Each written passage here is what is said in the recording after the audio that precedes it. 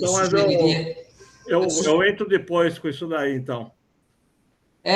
Eu sugeriria uns 2, 3 minutos para as pessoas sempre ficam um pouco mais atrasadas. E aí a gente começa. Enquanto isso, eu vou dando umas permissões aqui, que às vezes as pessoas pedem. Marcílio, eu só uma questão que eu acho que é interessante saber, porque existe uma diferença muito grande nessa discussão entre o interior e a capital, né? Então, eu não consigo identificar todos, mas eu tenho a impressão que nós estamos com muito mais gente da capital aqui do que do interior. Não sei. Não sei dizer, mas aí, à medida do necessário, você Exatamente. pontua, né, que isso é válido para aqui ou válido para ali, né? Mas, a princípio, é para toda a universidade. Inclusive, eu tomei a liberdade de anunciar para os professores associados também. Tá bom. Então, né, então sempre vai ter gente de todos os recantos aí. Perfeito.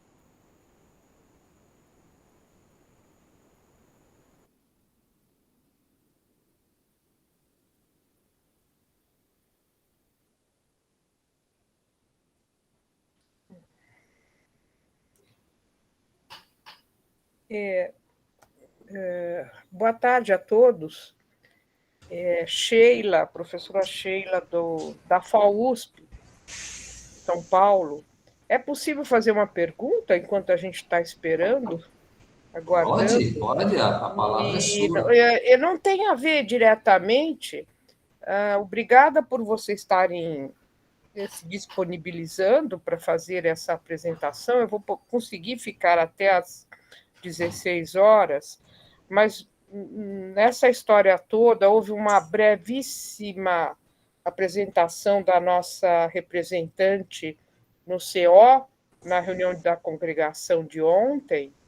A professora Denise, que é minha colega na FAO, também estava presente, mas um assunto paralelo que correu bastante nos últimos 2 anos é a história do Hospital do Servidor. E, assim, eu sei que hoje não é sobre plano de saúde, mas há um pagamento que a gente faz, é o Hospital do Servidor, né? Eu não abri mão, não entrei naqueles grupos para abrir mão, deixar de pagar.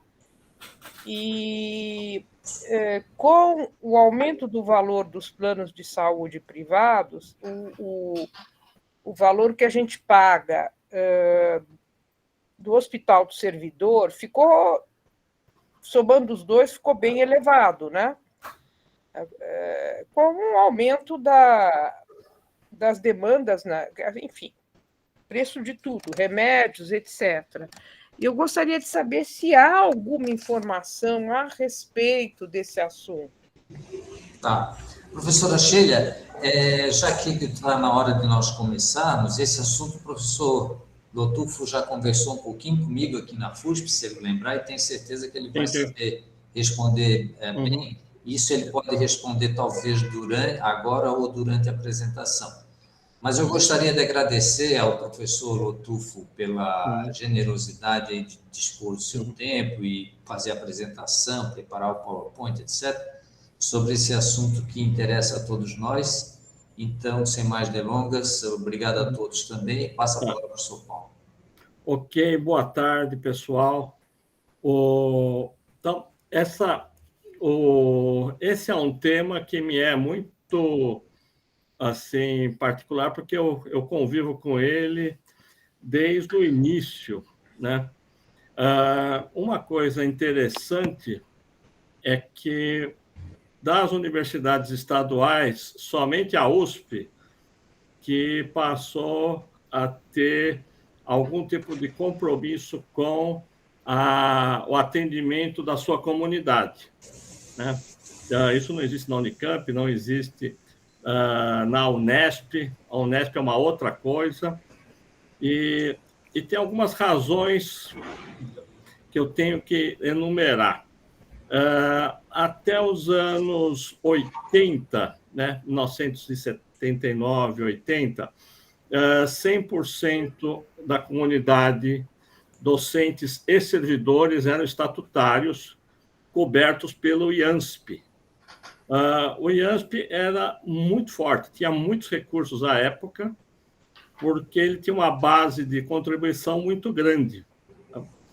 E o Hospital do Servidor Público Estadual de São Paulo, ele, do ponto de vista científico, ele concorria com o HC, e do ponto de vista de hotelaria, ele não concorria com ninguém, ele era o melhor, né? Mesmo entre os privados. Então, era um lugar muito bom em termos de assistência médica. Bom, e aqui na universidade, no CRUSP, foi instalado a divisão de saúde da COSEAS, que era uma divisão somente para alunos, somente para alunos. Alguns de nós aí, quando era aluno naquela época, talvez tenha frequentado, né? Então, tinha um atendimento odontológico, atendimento médico, e era feito para alunos. Em 1980, a universidade parou de contratar funcionários pelo regime estatutário. Passou a ser somente pelo regime da CLT.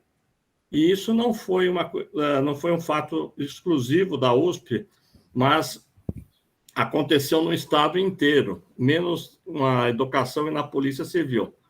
E o fato é que a massa, né, de contribuição para o IANSP foi diminuindo, e o IANSP passou a ter outras pressões, né? Então, a qualidade do IANSP foi se alterando durante os anos 80. Bom, e dentro da USP houve um aumento muito grande de seletistas, né? O HU, inclusive, o HU começa em 81, 100% seletistas. Então, com isso, passou a existir uma demanda para que houvesse um atendimento dentro da própria universidade. Na época, o professor Goldenberg tinha assumido e ele passou ele ampliou a divisão de saúde da COSEAS. Então, foi permitido que não somente alunos fossem atendidos, como também funcionários e docentes que quisessem ser atendidos na divisão de saúde da COSEAS, e criou algumas unidades no interior também para o atendimento. Bom, o que aconteceu na sucessão do professor Goldenberg é sabido, né? Houve uma proposta, né, de fundo bastante dirigido, que foi que a COSEAS fizesse um convênio com o INCOR para docentes. O Instituto do Coração estava no seu momento auge, né? O Tancredo tinha ficado lá, recomeçaram os transplantes cardíacos, e o INCOR era o máximo. Então, foi feito esse convênio COSEAS-INCOR. Esse convênio foi feito assim foi praticamente apalavrado e escrito numa folha só, e todo docente podia chegar lá na divisão de saúde, levava o seu olerite e era feita a carteirinha para o INCOR. Eu não sei se algum de vocês aí fez isso. Você fez, Jair? Estou aqui com o Jair, meu orientador. Olha que honra. A honra é minha. Boa tarde. Não fiz a carteirinha. Não, né? Então, teve pessoas que fizeram isso daí. Foi a coisa mais mal feita que eu já vi, porque a universidade passou a comprar serviços com o preço do balcão, né? Quando ela devia ter uma tabela totalmente especial, né, e muito bem ajustada para isso e formas de pagamento. o que aconteceu, né? Mudou a gestão, o vice-reitor se tornou reitor, e ele mesmo viu que aquilo tinha ocasionado, nos 2 primeiros meses de 1990, né, todo o recurso da COSEAS tinha ido para o INCOR. E o COSEAS tem o CRUSP, refeitório, creche, divisão de saúde, tudo mais, tudo tinha ido para o INCOR, né? E a universidade tinha uma dificuldade ainda grande, porque estava se acertando com a autonomia, né? Então, ficou uma situação muito ruim do ponto de vista político. O INCOR passou a fazer o seguinte: o atendimento não entrava mais como se fosse particular lá dentro, mas entrou como se fosse... não existia o SUS ainda, né? Entrou como se fosse INAMPS, e cobrava do INAMPS o atendimento dos pianos, mas que passava um pouco da fila. Quando chegou no início de 91, o INCOR falou: olha, não dá mais, de nenhuma forma, estamos caindo fora disso. E aí foi um desespero para o reitor, e aí ele foi buscar o auxílio no HU, né? Então, foi pedir que o HU assumisse o atendimento médico para a comunidade USP, né? Quer dizer, essa foi uma decisão totalmente equivocada. O hospital, é local de internação, não é plano de saúde, né? Não existe isso. E o próprio Hospital do Servidor Público Estadual já tinha mostrado o equívoco que é isso. Tanto que eles se transformaram no Instituto de Assistência, o IANSP, né? E com serviços conveniados, ambulatórios à parte, né? Uma estrutura independente, que existe até... Independente não, porque existe o IANSP e existe o Hospital do Servidor Público Estadual dentro do IANSP, mas o IANSP é muito maior. Mas ficou tudo com o HU. Isso foi ruim do ponto de vista do ensino, né? Porque houve algumas alterações aí no tipo de paciente. E o que aconteceu logo depois é que o interior passou a reclamar. Nossa, o pessoal da capital está tendo um privilégio de ter o direito de ser atendido no HU, enquanto que nós não temos nada. Bom, aí foi um momento em que o HU tinha muito recurso, porque ele faturava diretamente do INAMPS, de uma forma muito rápida, colocava no mercado financeiro, e aí, então, o HU passou a contratar serviços no interior, né, para o atendimento da comunidade USP. Esses serviços foram contratados sem licitação, sem nada, né?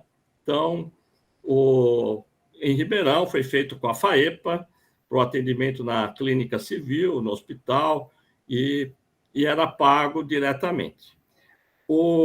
Mas isso não durou muito, porque houve... quando o estabelecimento do SUS, passaram a existir os tetos de atendimento, coisa que no INAMPS não tinha. Então, o faturamento do HU caiu bastante, e o outro fato é que, em 93, sai a lei de licitação, a 8666, e todos os contratos passaram a ser licitados. Aí o HU não tinha condição de fazer isso, então a universidade passou a assumir, e começaram alguns problemas. Por exemplo, a FAEPA, ela foi concorrer para o Hospital São Francisco, né, que eles montaram uma empresa chamada Medirp, à época, e a Medirp que ganhou. Aí o pessoal já começou a reclamar. Mas, nos outros lugares, foi ganhando na Unimed. Então, ficou um sistema muito maluco, que o pessoal da capital tinha direitos aqui ao HU, e o pessoal do interior era atendido nessas prestadoras, né? Então, aí tem uma questão importante a explicar. Essas prestadoras que existem até agora, elas não fazem parte da saúde suplementar, não são reguladas pela ANS, né? Então, elas não são seguro de saúde, não são planos nem individual, nem empresarial. na verdade, é um contrato de prestação de serviço. Então, a USP faz uma licitação e colocando lá, né, tantas mil pessoas numa determinada cidade, onde pode ser oferecida até 8 consultas por funcionário, tantos exames disso, exames daquilo, internação. Então, tem um limite, e conforme vai sendo realizado as consultas, internações, cirurgias, a universidade paga, né? Porque nós temos um orçamento para isso. E é uma coisa maluca, porque nós não temos auditoria médica. Então, né, o que é pedido lá acabou sendo feito, né, sem nenhum tipo de auditoria médica. Então, essa é o fato e esses convênios, essas operações foram ficando cada vez mais caras, mais caras, mais caras. E aí nós chegamos a uma situação como a desse ano, onde, do ano 2021, onde nós gastamos no interior 40 milhões de reais, né? Enquanto que todo o custeio, investimento no HU foi 30 milhões. Então, o HU tem aluno do 1º ao 6º ano de medicina, tem de enfermagem, de farmácia, de nutrição, tem residência médica, multiespecialidade, especialização, pós-graduação, pesquisa, e a universidade colocou 30 milhões além do pessoal. E no interior são 40 milhões, né?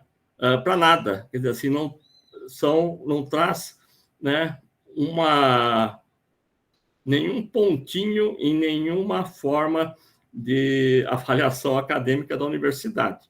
E o mais interessante é que essas operações no interior, elas têm a seguinte característica: 55% delas não são para funcionários ou docentes, mas são para os dependentes, principalmente para os cônjuges, né? Uma coisa muito interessante, como tem cônjuge, né? E como tem muita funcionária mulher, é muito homem que faz, né? Quer dizer, assim, sempre uma pergunta, né? Essas pessoas não teriam outra fonte para assistência médica, mas utilizam da USP. A outra questão é que há muito tempo que não existe nenhum controle, de fato, sobre a situação conjugal que existe, né? Então, nós temos mais de 10 casos muito bem documentados, onde as pessoas já se separaram, e temos outros casos onde é feito um contrato, como é que chama? Esqueci o nome agora, né? Um contrato de conjugal, deu um branco aí, né? Que é evidentemente factício, né? Fictício, porque os endereços são diferentes, quer dizer, é para a pessoa poder utilizar os serviços. Então, nós temos um problema fantástico, né, nesse recurso que nós estamos gastando, porque não existe auditoria médica, não existe também uma garantia de que todas aquelas pessoas teriam direito mesmo a esse benefício, né? E é uma história interessante, né, porque ele começa como benefício, de benefício vira um direito e depois vira um dever, né? E uma das coisas que aconteceu é que, em alguns lugares, houve, né, uma recusa por nossa parte, ou às vezes pela própria prestadora, em realizar alguns procedimentos, e os nossos servidores, né, eles judicializaram, entraram. Então, a universidade paga mais ou menos 6 milhões ano, né, na conta da judicialização. Então, nós pagamos 34 aí nos contratos e mais 6, chegando a 40 milhões. Então, é um negócio incrível. Quer dizer, nós temos judicialização de pessoas que tiveram contato com os pianos, depois não tiveram mais, e somos obrigados a pagar. Então, essa é uma situação. Quando eu assumi, eu disse o seguinte: olha, é um risco muito grande que tanto eu, como ordenador de despesa, quanto o reitor, né, estamos tendo, né, porque não é exatamente um gasto transparente do que está havendo, né? Isso daí é muito complicado. E o pior, né, é que nós passamos a ter, por parte do pessoal do interior, uma reclamação imensa, né? Por quê?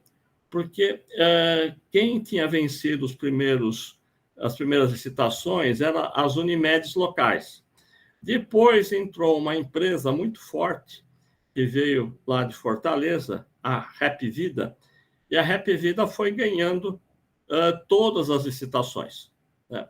Ou ela ganhava a licitação, ou, no caso de Ribeirão, ela comprou a São Francisco, que era quem tinha vencido anteriormente, né? Então, a exceção de Piracicaba e Lorena, que estão com Unimed, todas as outras estão com a Rap Vida. E a Rap Vida tem um padrão de atendimento muito inferior que as Unimedes tinham. Então, nós estamos no pior dos mundos, né? Então, é muita gente reclamando, né? Muita gente reclamando, e um dinheiro muito grande sendo gasto, né, sem nenhum retorno objetivo para as finalidades da universidade. Bom, e aí o que aconteceu, né? Além disso, em 2014, temos a crise financeira da USP, que abate o HU violentamente por causa do PIDV. Com o PIDV, o hospital fica sem uma parte considerável da enfermagem e dos médicos. E até agora não recuperou tudo, recuperou um pouquinho só. Então, o atendimento em São Paulo decaiu assim de uma forma incrível, né? Então, nós temos poucos anestesistas, então temos filas cirúrgicas aqui muito grandes. Então, se em Piracicaba uma pessoa com um túnel do carpo aí no punho aí é operada em uma semana, em São Paulo são 3, 4 meses para ser operado aqui no HU. Então, passou a existir isso daí. Então, quando eu assumi, eu vi que esse sistema era totalmente, assim, inviável, né? E porque é um recurso muito grande, faz com que a universidade assuma objetivamente uma responsabilidade que ela não precisa ter e não pode ter, né? E também de uma iniquidade imensa, porque 2/3 da comunidade universitária da capital não tem nenhum benefício com isso, né? Então, desde o início, né, já na campanha do professor Carlotti, professora Maria Arminda, né, era uma das coisas que a gente discutia isso daí, e quando ele me convidou para assumir a Superintendência de Saúde, a ideia foi o seguinte: vamos dar uma virada geral em tudo, né? Vamos colocar isso de ponta cabeça, né? Vamos fazer uma nova proposta que atinja, né, primeiro, os objetivos da universidade, né? Ensino e pesquisa. Segundo, que consiga ser um benefício que valha para todo mundo, né?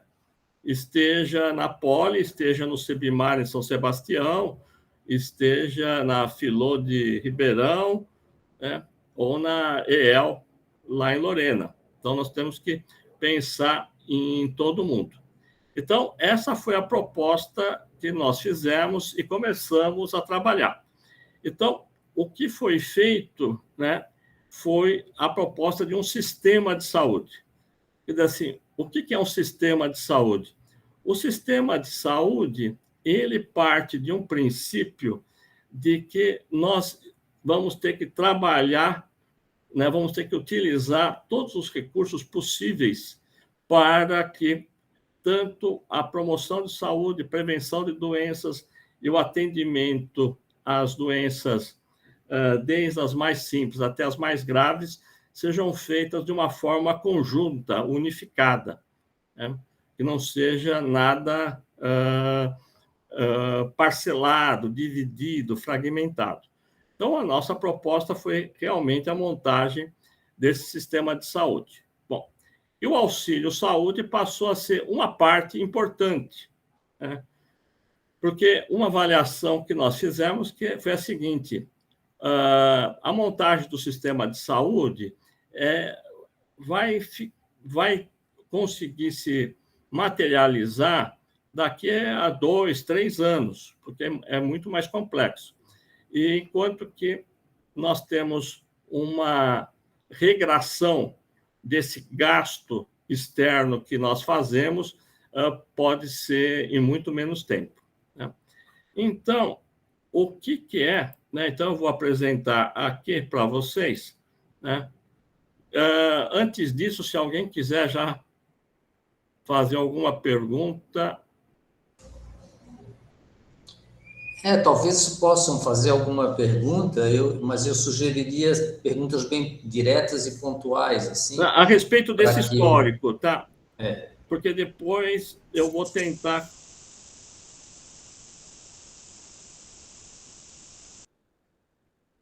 Bom, pode ir tocando, professor Lotufo, por enquanto. Eu só estou tentando agora me localizar, que eu não estou conseguindo pegar o meu PowerPoint aqui.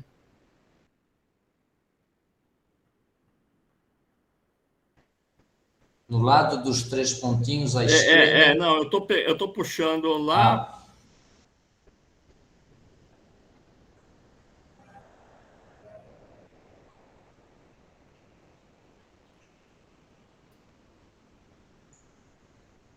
Então, aproveitando uma pergunta rapidinha, então, a ideia é interromper o pagamento, por exemplo, do convênio da Apvida em Ribeirão. Essa é a primeira providência. Não existe convênio com a Apvida, né?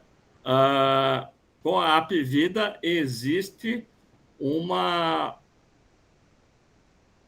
Com a Apvida existe um contrato de pagamento pós-procedimento.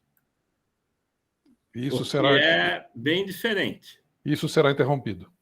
Isso será progressivamente interrompido. Perfeito. Né? Agora, dentro do princípio que ele será interrompido no momento em que existir algo que possa substituir, né?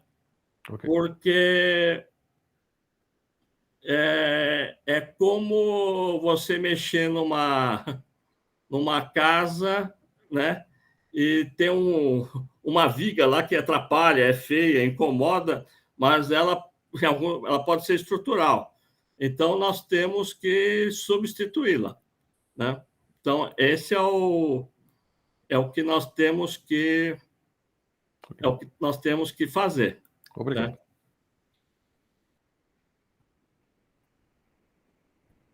Então, vocês estão vendo agora? Estão, né?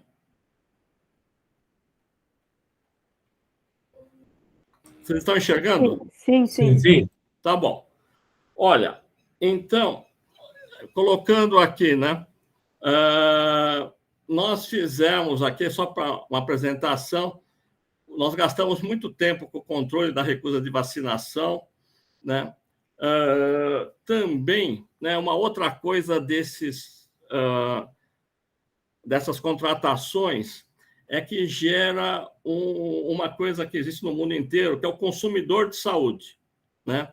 O consumidor de saúde, ele ouve na televisão, ouve nos cadernos dominicais aí dos jornais que um tal exame é fundamental e ele passa a pedir, o exame é caro e não tem nenhuma necessidade, né? Então, nós trabalhamos para a criação desse sistema de saúde, né? Uma atividade caríssima, com iniquidade. Eu acho que é até ilegal, né? E também pelo fato, eles não são sistêmicos, né? Os planos de saúde são bastante limitados. estamos fazendo uma reforma funcional da Divisão de Saúde Ocupacional, que vocês conhecem como SESMIT, e nós temos outras modelo assistencial para a saúde bucal, mental, visual, reabilitação osteoarticular e cardiorrespiratória, que eu vou explicar depois, e um outro programa aí que eu vou explicar, que é o USP Coração de Mãe. Tá? Eu acho que aqui eu consigo mostrar basicamente qual é a ideia sistêmica, né? Qual é a ideia sistêmica? Nós vamos começar com a central de relacionamento e encaminhamento, né? Essa central, ela já está fisicamente estabelecida, né? Aqui no HU, vai funcionar 24/7, né? 24 horas, 7 dias por semana, com médico e enfermeiro. E quem que vai atender? Vai atender docentes, funcionários, dependentes, agregados e discentes. A ideia da central é a seguinte: todo o sistema de saúde é um cipoal, né? Onde as pessoas se enroscam facilmente. Então, o que nós queremos é permitir que quem entrar em contato, nós vamos conseguir dar uma orientação ou mesmo fazer uma consulta à distância, né? Com isso, nós vamos evitar muitas procuras, principalmente a socorros. Paulo, não está passando seus slides, você está no primeiro ainda. Agora. E agora? Agora sim. Está passando? Agora sim. Quer dizer, quando eu dou a tela cheia... Está no slide 3 agora. Slide 3, você né? pode clicar clicar a tela cheia de novo. Slides. E agora, como é que está? Não, né? Tela 3. Mas vocês estão vendo aqui, central Mas de dá para relacionamento. ver. Agora sim. Está. Okay. Então, nós estamos aqui, né? Então, eu vou dar exemplo do que a central de relacionamento pode fazer. Uma pessoa, né, do nosso sistema liga porque ela está com uma dor no peito muito forte e falta de ar. Então, a nossa orientação fala: olha, onde você está? Então, chame a ambulância, vá para o primeiro pronto-socorro, né? E não vamos ficar conversando muito. Quando você chegar lá, você nos avisa, porque é uma situação muito grave. Uma outra situação, alguém que acorda de manhã, está com febre e vê que está com o corpo vermelho. Não é uma situação grave, mas precisa ser visto no dia. Então, a central pode marcar: olha, então já tem uma consulta aqui, né? São 10 horas da manhã, mas você pode chegar aqui às 2 da tarde, com o doutor ou com a doutora, que já está agendado para você passar. Uma outra pessoa pode ligar e falar assim: olha, eu sou diabético, me tratava um tempo aí, mas deixei de tratar, eu quero voltar. Tá bom, aí nós temos um protocolo de diabetes, a gente já envia para a pessoa os exames que ela precisa fazer, de controle, já passa por e-mail mesmo já os pedidos de exame e já marca uma consulta em 15 dias, né, com um médico para ver isso. E, além disso, tem outras coisas que a central pode fazer. Por exemplo, é muito frequente os nossos alunos de pós-doc estão com problema porque vão fazer um sanduíche, precisam de um exame médico para o exterior, né? E a gente já pode resolver isso daí de imediato. Dependendo do país, a gente já sabe quais são os exames, ele realiza os exames, a gente já manda para ele. Outras pessoas pedem muitas informações, né? Onde faz vacinação para a febre amarela, eu vou para a Amazônia, né? Então, tudo isso daqui a gente pode fazer e também, né, alguns casos, nós vamos fazer o atendimento mesmo à distância, né? Até para ver a gravidade da pessoa, né, de quem está falando. Então, só para vocês terem uma ideia, né, para a gente não ficar aqui... Estão vendo aqui essas... São 4 fotos? Estamos sim. Sim. Né? Então, essa daqui é a central de relacionamento. Então, aqui vão ficar os agentes administrativos, né? Aqui nós temos onde os médicos vão ficar, né, para fazer a consulta com confidencialidade. Aqui temos até uma reunião para se discutir, sala de reunião para se discutir alguns casos mais complexos, o que fazer, que decisões tomar, né? Bom, o que nós estamos precisando aqui? Nós temos a parte física, mas nós precisamos do hardware, do software, e esse hardware, esse software, nós já conseguimos, porque existe um projeto que o Hospital das Clínicas fez com o NHS britânico, e está totalmente disponível para esse tipo de atuação. Então, nós vamos utilizar esse software e nós precisamos de pessoal. E nós já temos autorização para a contratação do pessoal, mas não via universidade, mas via o projeto. Então, provavelmente, nós vamos fazer isso pela Fundação Zerbini, que é a fundação do INCOR, que é a fundação do INCOR. E... Caiu a apresentação. Não, eu sei. Eu só para vocês.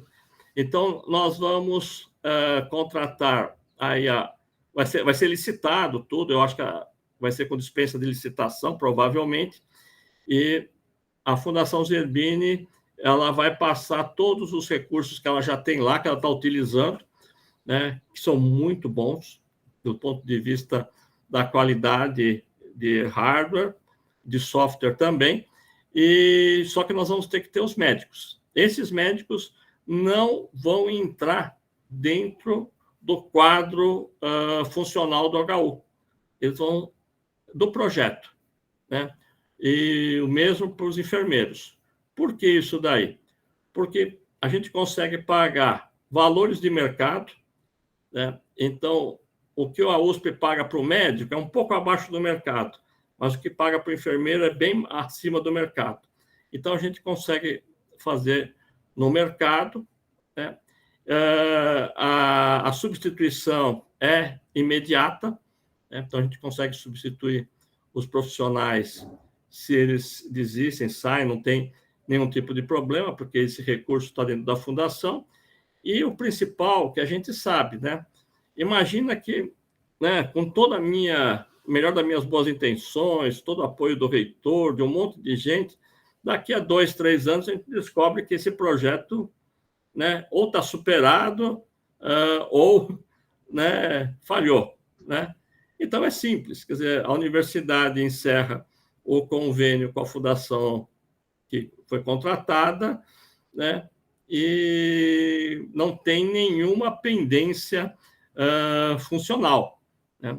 A gente conhece essa história de que, né, quantos projetos aí que foram feitos que a gente contrata e vai passar o resto da vida com ele, né, Jair? Lembrando o César, né, em Araraquara, né, um grande exemplo disso. Quer dizer, um dia foi uma coisa interessante lá para o nosso querido Juarez, né, mas hoje nós temos 68 funcionários sem nenhuma participação dentro da universidade, né, onerando a nossa conta. Então, temos essa grande vantagem que vai ser. E toda a marcação de consulta, tudo será por aí. Então, a pessoa pode estar trabalhando dentro do HU, funcionário do HU, né, vai marcar uma consulta aqui, mas ele não vai poder presencialmente marcar, ele vai ter que entrar no sistema e marcar a consulta, ou o exame, né, agendar o exame. O que eu estou essa proposta não tem nada assim de revolucionária, né? Vários serviços no mundo inteiro já fazem isso, né? É aquilo que os bancos e outros serviços, outros setores da economia já estavam fazendo já fizeram anteriormente, que é reduzir a andança da pessoa, né? As pessoas andam muito para conseguir algumas coisas. E outra a central de relacionamento também vai ter pessoas que vão ser acompanhadas basicamente à distância. Antes da pandemia, tanto eu quanto o Carlotti, se a gente ouvisse falar em teleatendimento, a gente torcia muito o nariz, né? Mas com a pandemia nós descobrimos que funciona e funciona bem, né? Detalhe, os pacientes gostam até mais que os médicos, mas os médicos gostam. Passou a ser uma coisa que funciona bem. Então, para várias situações, quando o médico já conhece o paciente, já tem um conhecimento prévio, parte do segmento ele fará à distância com o teleatendimento, coisa que está acontecendo no mundo inteiro. Então, com isso, gente, nós vamos ter uma enorme porta de entrada. Aí perguntas, mas olha, eu já tenho o meu convênio, né, ou meu seguro-saúde, eu preciso passar por aí para chegar no meu convênio? Não, né? Nós não vamos agendar em nenhum convênio, em nada disso. Mas nós vamos gostar muito de saber o que está passando com cada um. E eu vou explicar por quê, né? Porque não necessariamente o convênio vai conseguir dar todas as condições que vocês necessitam. Então, voltando aqui, eu vou falar de uma... Não aparece aí nada, né? Não. Não apareceu nada, Por né? enquanto, não. Tá.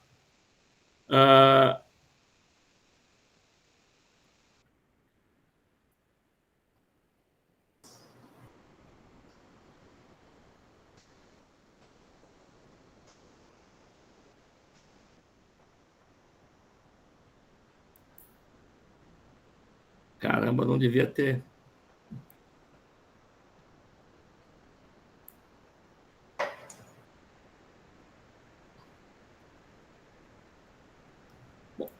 Agora, a outra questão muito importante que nós aprendemos aí...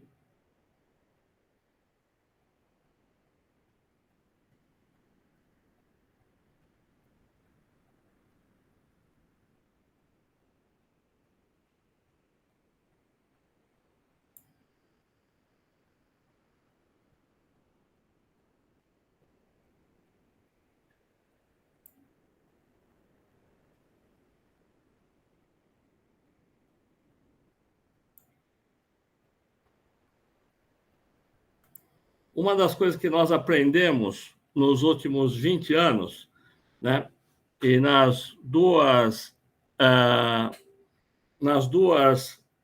faculdades de medicina, isso se desenvolveu de uma forma muito, muito grande, né, que foi o seguinte: nós conseguimos iniciar um projeto de formação das pessoas...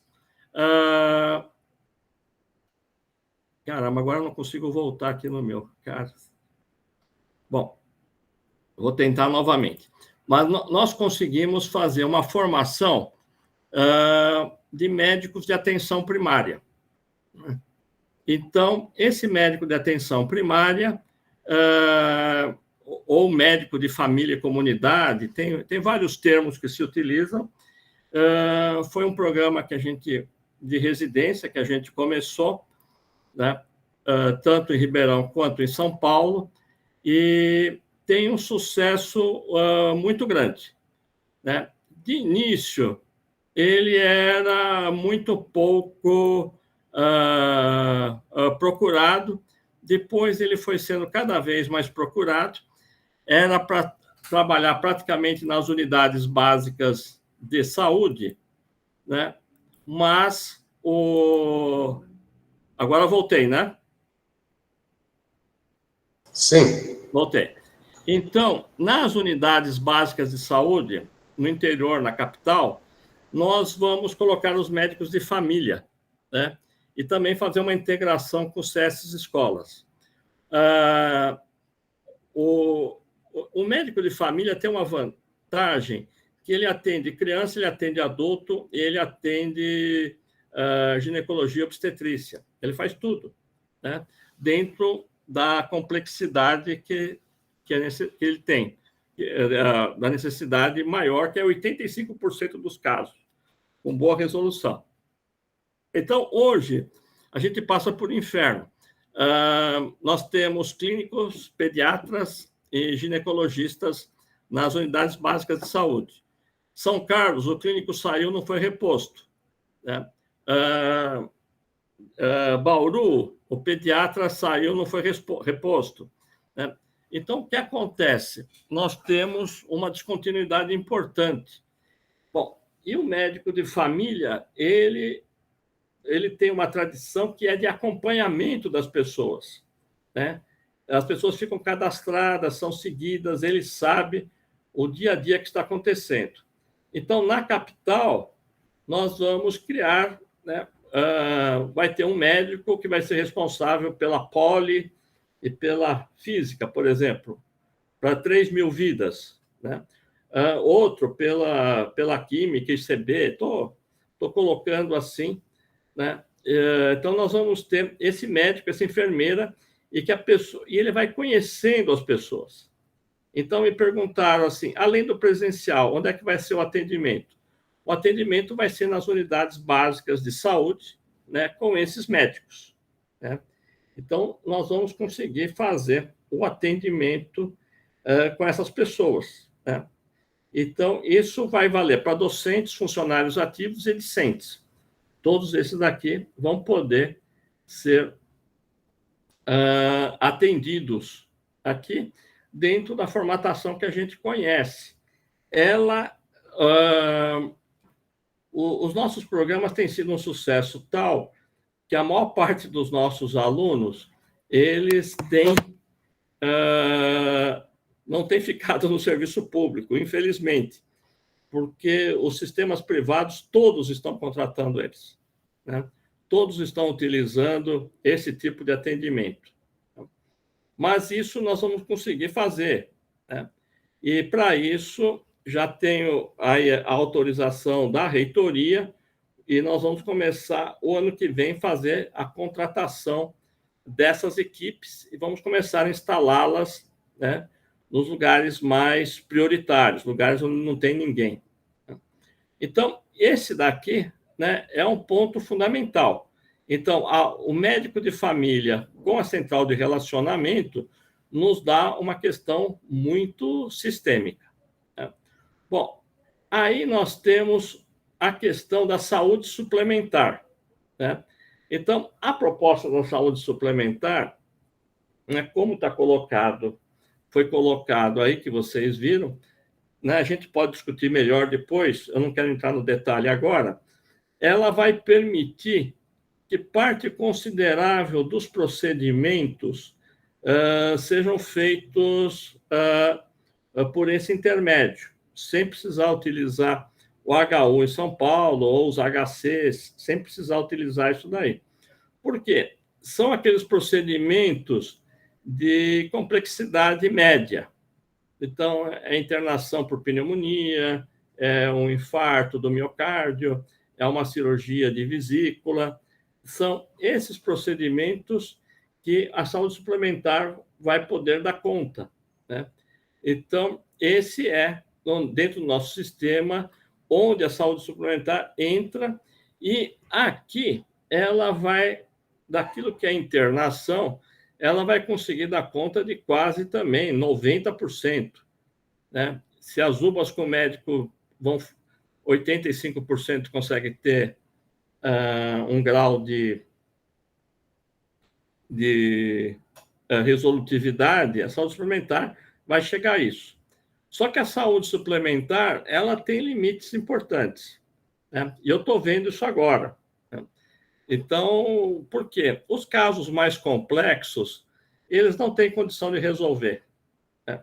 Porque não tem expertise para isso, né? Quem tem expertise para isso são os hospitais de escola, principalmente os nossos 2 HCs, disparado, né? Então, aqui entra a ideia do SUS terciário. Então, já está acontecendo. Então, o HC Ribeirão já atendeu 3 casos de leucemias, né, que não dava para ficar aí nas operadoras aí do interior. O HC São Paulo já atendeu um caso de uma criança, um caso muito complexo, que era impossível ficar onde estava, né? Além de ser um tratamento caríssimo.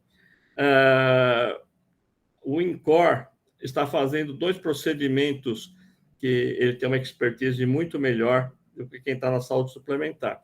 Então, nós não vamos poder abrir mão de ter o nosso contato com o SUS terciário, né? Que vale para os HCs, mas também vale para outras instituições aí, por exemplo, os hospitais de câncer que nós temos no estado de São Paulo.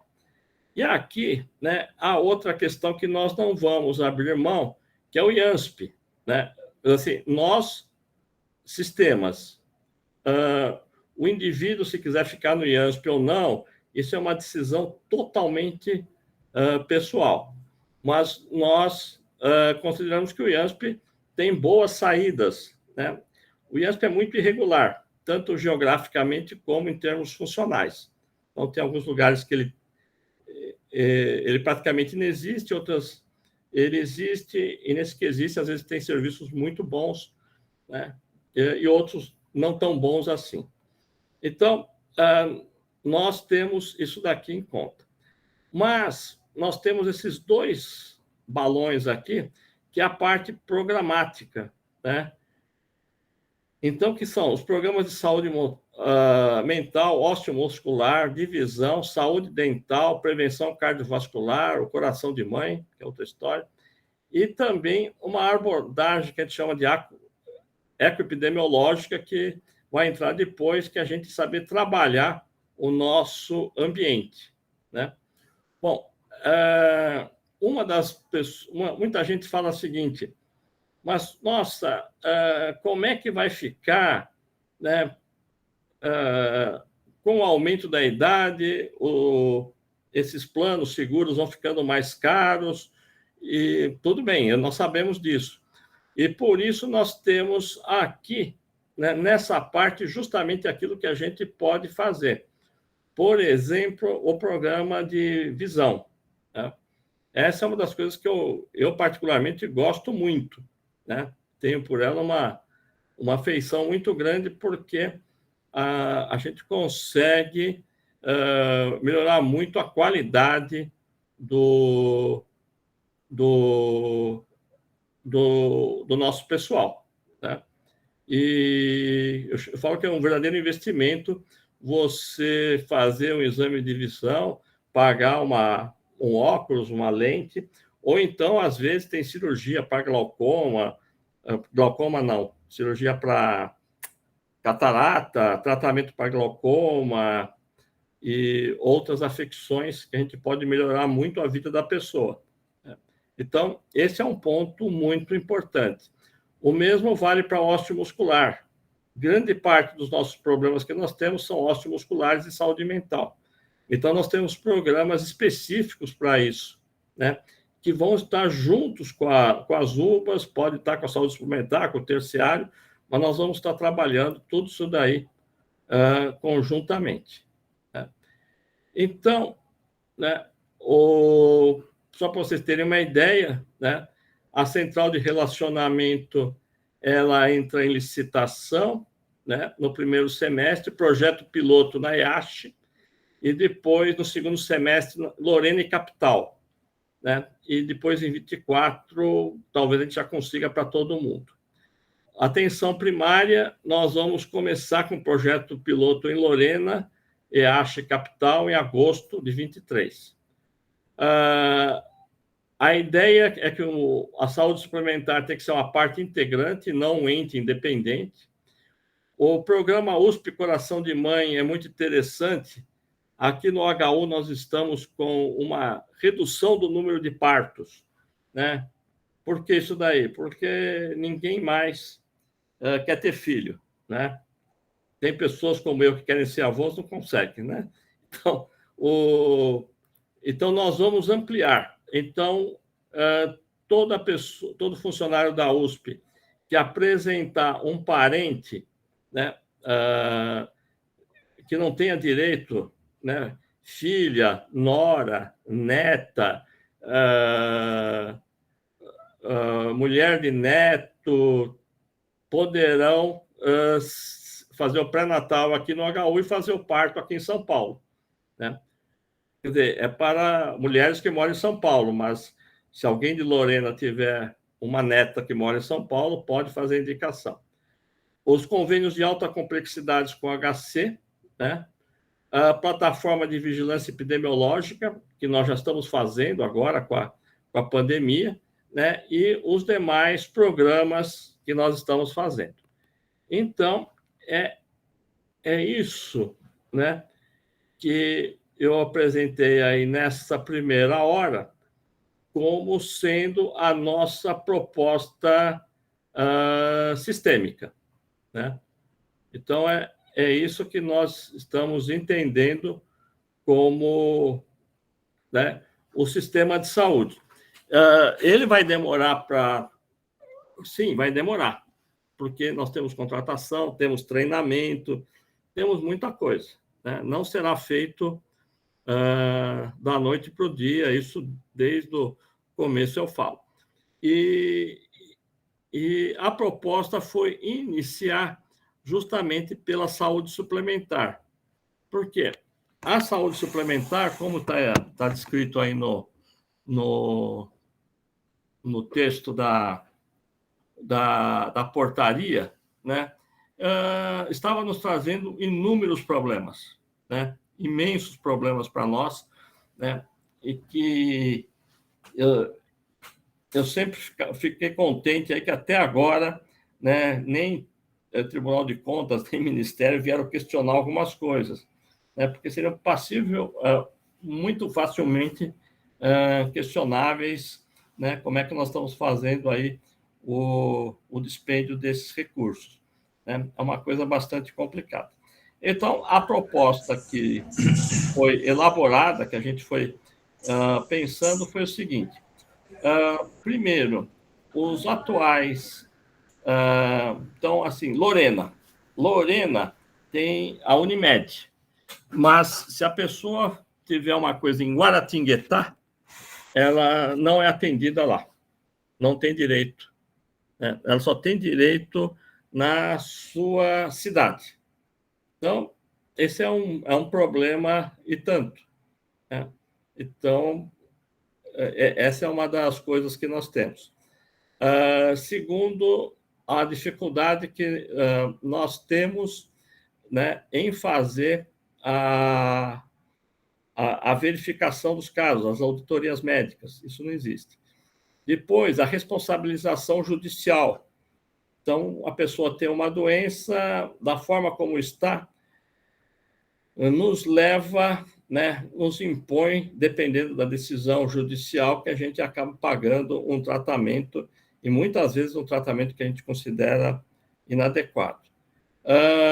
E a outra questão muito importante é que 2/3 da universidade estão fora, né? Então, nós temos gente se beneficiando disso no interior e na capital, não. Então, esse é um ponto bastante importante para assumir isso daí. E a ideia inicial que nós tivemos foi fazer um convênio, né, uma contratação com alguma empresa. Então, ia ser feita uma licitação, nós íamos fazer isso daí. Surgiu uma proposta com a Federação das Unimedes, porque pega o estado inteiro. Bom, quando nós vimos isso, vimos que teria um seríssimo problema, que nós teríamos que arcar com a sinistralidade, né? Segundo problema é que, se ganhasse um serviço inadequado, nós temos, é praticamente impossível você desqualificá-lo, né, dentro das regras da lei de licitações, praticamente impossível. Então, você obriga todo mundo. Mas um outro ponto importante é que nós verificamos que um contingente muito expressivo de docentes já tinham o seu plano ou o seu seguro de saúde há muito tempo. Então, o que iria acontecer? Algumas pessoas iriam assumir isso daí, mas uma grande maioria não iria, por causa da questão da carência, né? A questão da carência, dos valores que já tem históricos de maior interesse. Então, a proposta que está sendo feita, e a CODAGE consegue explicar muito melhor do que eu, é a avaliação do ticket médio, né, dos planos básicos, né? O plano básico, ele é assim, do ponto de vista médico, ele é quase igual aos outros planos. O que varia muito é a internação, né? Que é enfermaria versus quarto. O que varia muito é essa parte de internação. E quem já tiver um plano de saúde, né, ou um seguro-saúde, né, eu tenho há 36 anos um seguro-saúde, né, que eu pago.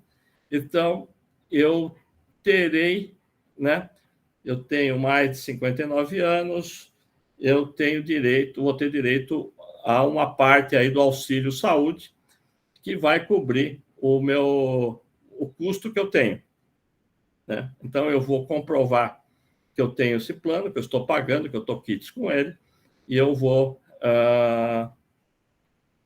ter essa... quem não tiver vai poder fazer um novo, desses que a universidade irá cadastrar, né? Então, o verbo é cadastrar. O verbo não é contratar, né?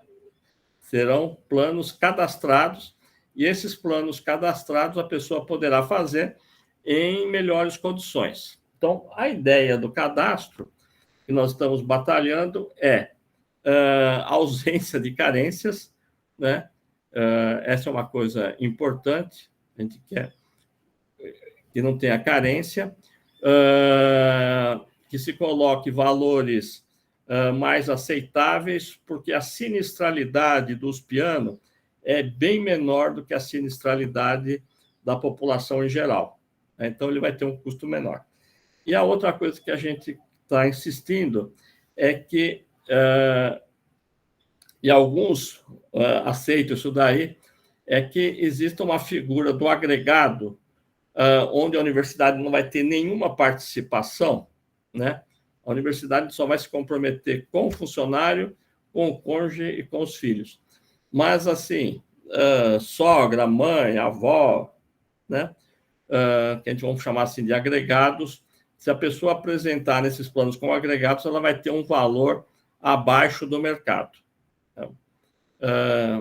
E alguns planos topam isso daí, né? Porque eles conseguem ter uma massa maior, e sempre porque eles também sabem que a nossa sinistralidade não é das maiores, né? Perto do que existe em outros setores. Então, essa é a proposta que foi aprovada na COP, na CLR, que foi objeto dessa resolução aí de 16 de dezembro, né? Mas só que não está regulamentada, né? E é isso que está gerando, né, muitas conversas. Como eu falei no e-mail, né, eu sou um bom especialista em sistemas, né? Não tenho nenhuma expertise para discutir aí as questões especificamente trabalhistas, né? Mas o que eu aprendi aí conversando com a CODAGE, com a Procuradoria Geral, né?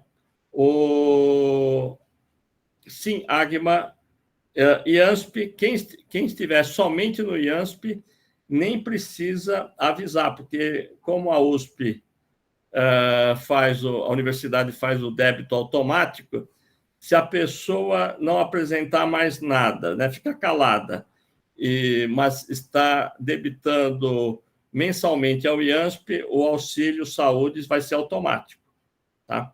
Então, quem tiver no IANSP é absolutamente automático, tá? Qual seria, meu querido Figueiredo, qual seria o valor do Vale Saúde?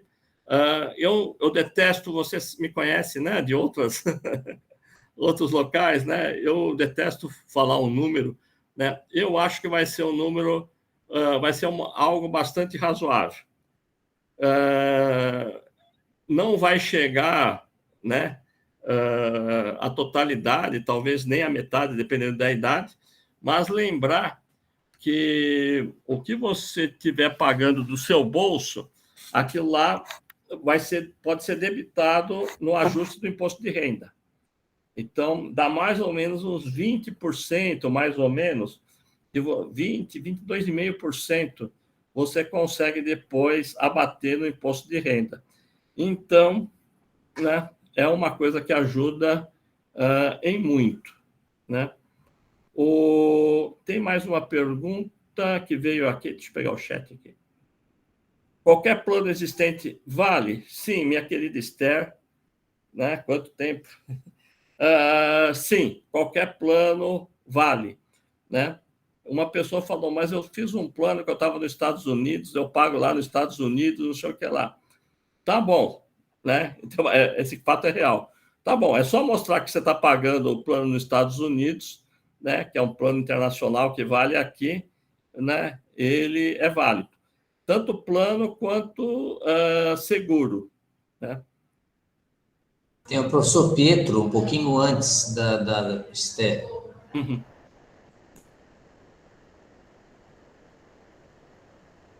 Qual foi? Pera, deixa eu achar o chat aqui. Eu tô... Ele fala que tem um plano para mim, para ele, para a esposa dele, e dentro desta implementação se pode solicitar ressarcimento do que paga hoje. Não é um ressarcimento, né? Se a esposa não for docente USP, então ele vai ter uma parcela de acordo com a idade e outra de 50% do que ele vai pagar para a esposa, né? Então, é uma contribuição ao que ele já está pagando. Então, vai reduzir bastante os outros. Tá? Professora Nilce, sobre como ficam os aposentados. Olha, essa é uma questão que a resposta não sou eu que dou, eu não me responsabilizo por ela, né? Os aposentados não terão direito, né, ao auxílio saúde, mas eles terão direito às UBAs e terão direito a todos os outros programas. Reabilitação, osteomuscular, programa de visão, tudo, né? Acesso à central de relacionamento, teleconsulta, tudo isso daí, né? O que me ensinaram, eu repito aqui, assim, né, de uma forma, né, bem acrítica, não fui atrás, é que isso daí não é possível ser feito, tá? Em relação aos aposentados. Mas no restante, o que depender da universidade, nós vamos fazer. Aí tem uma questão, Nilce, que é o seguinte: nós vamos focar muito nesses programas naquilo que a nossa, né, a nossa turma aí vai cada vez precisar mais, né? Então, o professor Eduardo Ferrioli, de Ribeirão Preto, que está se mudando para São Paulo, e o professor Wilson Jacó, que são dois expoentes aí na geriatria e gerontologia, mais o pessoal da gerontologia da EASH, nós estamos vendo todos os programas para os assim chamados mais experientes, né? E que eu acho que isso daí vai dar mais resultado, muitas vezes, do que você ter esses convênios. Aí que entra uma questão para os docentes, né? Não vale a pena sair do IANSP, na minha opinião, né? Porque o IANSP vale para sempre. O IANSP tem uns programas para idosos que são bastante razoáveis, muito bons, né? Então, é isso que eu falo.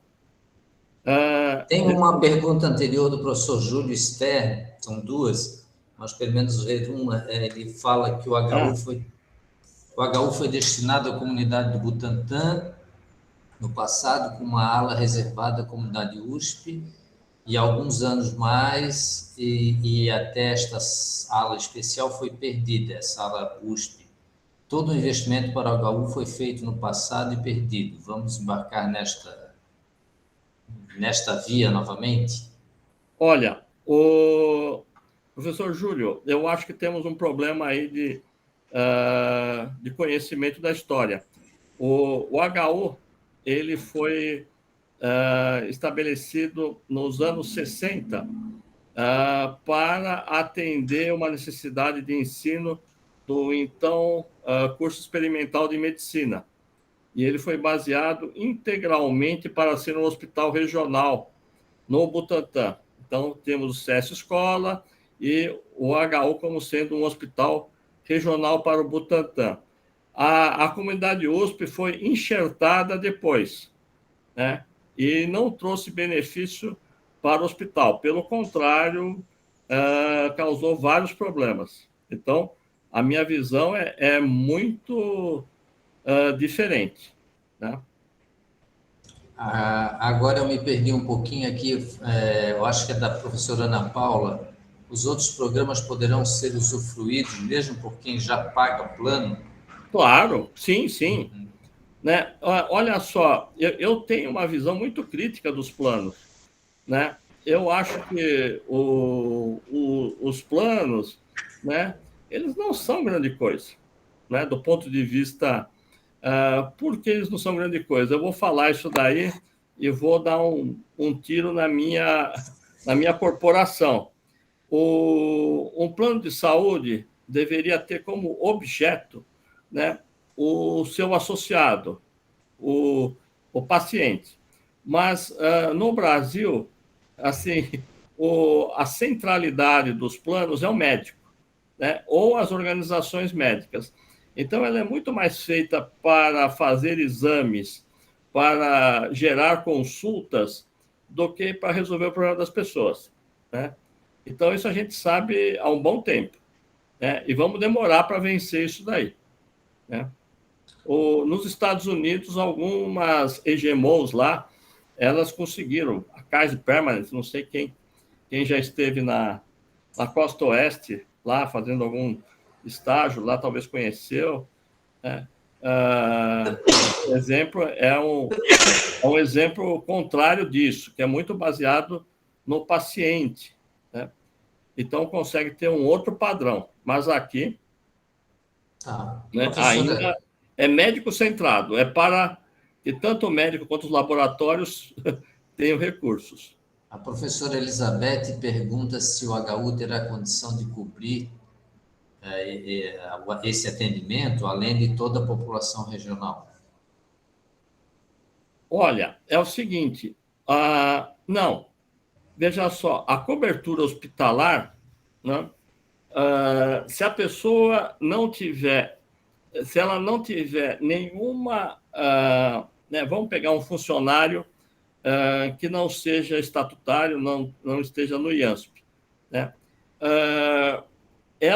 Essa pessoa vai ter o atendimento primário, básico, que vai 85%, e depois vai ter que entrar no sistema do SUS. O que nós estamos vendo, né, é o quanto que a gente consegue, pela USP, fazer aportes específicos por atendimento, tanto ao HU quanto ao HC. É uma coisa mais complicada, né? Tá. Professor Rodrigo pergunta se a parte de saúde mental será disponibilizada para discentes e se os que pagam o IANSP podem usar essa parte inicial da UBAS então, para a medicina familiar. Isso. Olha, sim, o nosso objetivo vamos falar assim, medicina de família, é que todo mundo entre, né? A pessoa pode estar com um convênio 5 estrelas, não sei o que lá, mas eu tenho certeza que ela vai gostar muito se nós tivermos médicos bons e capacitados na atenção primária, né? Eu sempre defendo que onde há médico bom, os pacientes não largam. Só para ter uma ideia, aqui no HU, nós temos vários docentes que têm convênios muito bons e eles continuam sendo atendidos aqui, né? Porque eles têm uma confiança imensa nos médicos daqui, né? Então, isso para mim, é o que vai acontecer. Eu espero ter médicos bons, porque imagina só, né, você ter uma pessoa que você conhece, que pela central de relacionamento, pelo WhatsApp, você vai lá e apresenta uma situação que você está tendo, essa pessoa te responde, né? Isso é muito melhor do que você ficar indo atrás aí dos convênios. Professora... Parte, saúde mental, né? Sim, a saúde mental é um projeto do reitor que está na pró-reitoria de pertencimento, né? Que é a questão geral da saúde mental. Montado o programa de atenção primária, nós vamos ter programas específicos de saúde mental para todos, para os discentes também. Agora, para os discentes, nós temos que ter programas dentro das escolas, né? Dos cursos de graduação. Não sei se tem alguém aqui da Poli, mas eu me lembro que, quando eu estava lá no COSEAS, tinha algumas disciplinas que tinham um grau de reprovação incrível. Eu sou da Poli. Oi? Eu sou da Poli. Eu me lembro de uma tal chamada MEC-Flu, né? E era um terror. E o psicólogo falava assim, nossa, né, bateu a MEC-Flu aqui, né, o pessoal aparece. Então, nós temos que tratar algumas questões dentro dos projetos educacionais, pedagógicos. Mas a vivência dos alunos é diferente. Os alunos da Exalc, eles piram, vamos falar assim, desculpe o termo, né, no primeiro ano. Os da Física de São Carlos, lá o professor Oswaldo me falou, é no terceiro. Na Medicina São Paulo é o quarto ano, né? Tem vários momentos assim de tensão maior e quem está lá precisa saber. A professora Ana Paula me recorda aqui que eu pulei sem querer, peço desculpas, o professor Pompeu, ele pergunta que hoje ele diz que paga um plano bem básico e gostaria de saber se será possível adquirir um plano melhor, subsidiado pela USP, ou fazer um upgrade no seu plano atual. Olha, não. O que eu entendo da proposta, a universidade vai ter o plano básico para todos, né? Se ele fizer o upgrade, essa parte ele vai pagar a parte. Agora, um conselho que eu dou, bom, conselho é sempre conselho, né? Precisa ver o quanto que esses upgrades têm impacto, né? Muitas vezes, né, não são coisas assim tão interessantes, não, né? Muitas vezes é muito mais hotelaria, outras coisas, do que a qualidade do atendimento. Minha opinião só. Tá, o professor Wilson perguntou anteriormente, eu pulei ele, desculpa, Wilson, mas ele voltou a perguntar aqui, não sei se é a mesma pergunta, que seria, tem um plano Bradesco, outrora administrado pela FUSP, e hoje Qualicorp, e desconto IANSP. Ambos são descontados em folha. Como ficaria o auxílio saúde no meu caso, mais o cônjuge? Bom, professor, eu acho que o senhor sabe mais sobre o Qualicorp do que eu, né? Bem pouco mais. Bem pouco mais, né? Ele continua existindo, né, perfeitamente, e quem estiver nesse plano, que não são poucas pessoas, são 6 mil, né, salvo engano. Né? Não sei exatamente, mas são muitos docentes. Assim, e quem tiver nisso, como até já a maior parte desconta em folha, né? Quem tiver nisso daí já ganha, já entra no auxílio saúde, que nem o IASP, já entra direto, né? E a professora Elizabeth pergunta sobre cobertura odontológica e bucomaxila. Olha, é o seguinte, nós temos quase certeza que os planos vão oferecer esse plano a mais sem nenhuma cobrança, né? Isso já está acontecendo em outros setores, grande chance. Certo.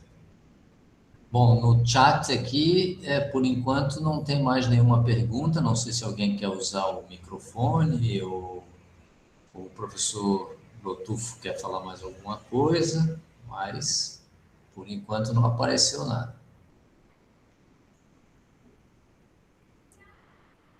Alguém que eu pulei, por acaso, com pedidos de desculpa antecipados também. Professor Shaker, boa tarde. Esse plano reembolsa gastos com medicamentos? Não. Essa questão do medicamento, eu já conversei com o pessoal aqui das ciências farmacêuticas, que entende bastante, é uma coisa muito complicada no Brasil, né? O Brasil tem umas coisas meio malucas, né? A maior concentração de farmácias do planeta, né? E o único lugar que se vende a prazo medicamento, né? Então, são coisas específicas aí. Mas eu acho que nós não temos isso, mas eu acho que a gente deveria batalhar isso independente do plano, né? Nós fizemos um contato aí há um bom tempo, Marcílio, quando eu estava aqui até na superintendência do HU, com a Drogasil, que é a nossa vizinha, né? Aí eu falei, olha, vamos fazer uma coisa, o cara vai e mostra a carteirinha da USP, não sei o que lá, e entra lá. E aí eles fizeram lá um negócio, né? E no fim ia dar o mesmo desconto que ele daria normalmente para as pessoas, né? Aqueles descontos que eles dão lá. Então, hoje eles estão dando desconto para os planos de saúde e para categorias profissionais, né? Então, os médicos, por exemplo, têm um desconto um pouco maior aí, mas também não é grande coisa. Tá. O professor Júlio Stern havia perguntado sobre se vale planos pessoas física ou jurídica, e a professora Ellen diz que perdeu a resposta e gostaria de ser... Pois essa é uma questão complicada. A pessoa física é facílimo, a questão da pessoa jurídica necessita, porque isso daí é muito complicado, pode ser de uma grande empresa, pode ser de uma MEI, que seja, né? Então, essa, para mim, da pessoa jurídica, eu diria que ela está em discussão. Tá certo. Tá certo. Mais alguém aí? Pulei alguém? O Rodrigo, professor, como representante dos associados, ele recebe relatos de pessoas que não conseguiram fazer cirurgias. Entendo que isso está no plano que será cadastrado. É uma afirmativa, né? Não é uma pergunta. Olha, eu não sei se... Rodrigo, você está falando isso aqui no HU, na capital, ou é no interior com os convênios? Com os convênios não, com as operadoras? Professor, olha só, esse relato que eu recebi, foram 2, na verdade, aqui da capital. Que a pessoa, sim. Entendeu? A pessoa não conseguiu vaga e não sei o quê. E assim, até coisas meio estranhas. A pessoa dizendo que precisava de pedir favor para não sei quem para conseguir a cirurgia. Então, o que o senhor tem a dizer sobre isso? A questão é muito simples. Com o PIDV, nós tivemos uma saída muito grande de anestesistas. E nós não conseguimos recontratar depois, né? Porque na maior parte dos lugares os anestesistas são pessoas jurídicas, não pessoas físicas. E nós tivemos agora, né, professor Pinhata, professor Carlotti, a Procuradoria-Geral, conseguiram entender tudo o que estava acontecendo, e então nós tivemos que, em primeiro lugar, cancelar a categoria médico anestesista na universidade, e nós já abrimos um processo licitatório para anestesia. Então, o que está acontecendo é a falta de anestesista. Esse é o problema básico mesmo. Bom, pessoal, está chegando 16h30, as perguntas no chat diminuíram bastante, foram todas respondidas, eu imagino que eu não tenha esquecido de ninguém. Não sei se tem alguma manifestação outra. Como eu falei, esse vídeo está sendo gravado, essa transmissão, e aí nós vamos botar lá no YouTube, eu vou mandar em seguida o link para o YouTube. As professoras, as pessoas estão agradecendo bastante, o professor Lotufo, ele deixou eu deixei meu e-mail aí, deixou o e-mail no chat, estou vendo. E creio que... Bom, eu gostaria de dizer que, como representante dos titulares no CO, eu acho que essa é a nossa função, né, de fazer esse tipo de sem dúvida, eu acho debate, que etc. Então, na verdade, alguém é quem instigou a gente a fazer essa organização aí, na lista, e o professor Lotufo se disponibilizou imediatamente, mas eu só aglutinei um pouco as coisas aqui. E assim como o professor Figueira acabou de escrever, parabéns pelo trabalho, imagino que seja pelo trabalho do professor Lotufo, eu também o parabenizo. Também os parabéns para mim também aqui da professora. Tá bom, Maria, claro, todos merecem. Mas eu parabenizo o professor e além Lotufo. Agora, um fato, né, que nós temos que reconhecer foi o quanto que o reitor, pró-reitor, a CODAGE, Procuradoria-Geral encamparam essa proposta, né? Eu já tive outras experiências aí na USP altamente frustrantes, né?